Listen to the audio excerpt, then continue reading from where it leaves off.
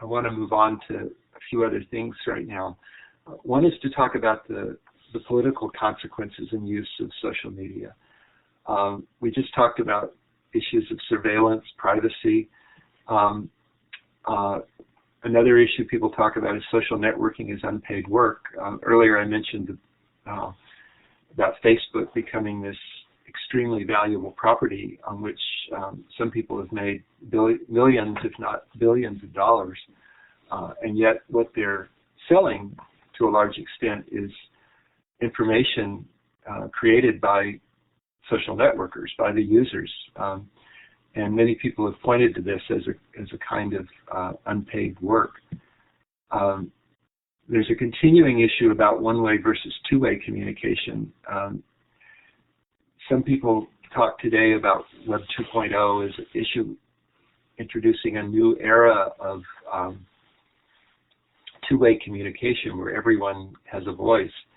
But I think an equally good case could be made that the early web, early use of internet was actually more two-way, that it's in recent years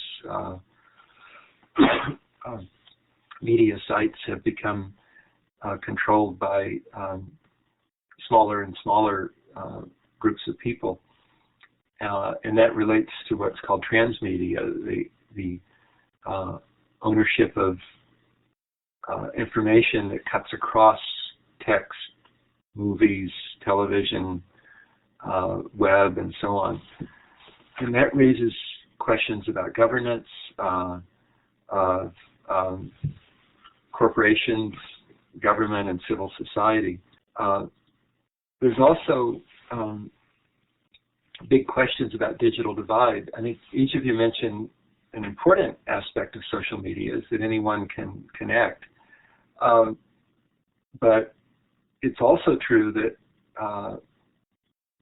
or it's not totally true that anyone can connect. With all the talk about the role of social media in the Middle East, North Africa, a very small percentage of people actually can connect in a meaningful way to those social media.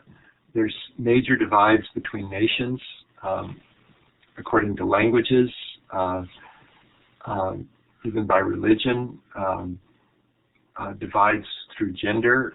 Adrian Vodovitz, who'll be talking later in the class, is going to talk a little bit about Wikipedia and gender issues there.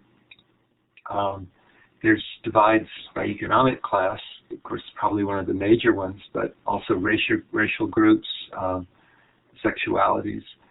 All of these divides bring up questions about to what extent is there equal access to the media. I think in the interest of time, I'm going to skip over this, but we're going to need to come back in the class to talk about some issues about community.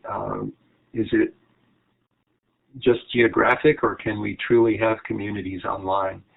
And how do these different media relate to notions of democracy, participatory democracy, and civil society?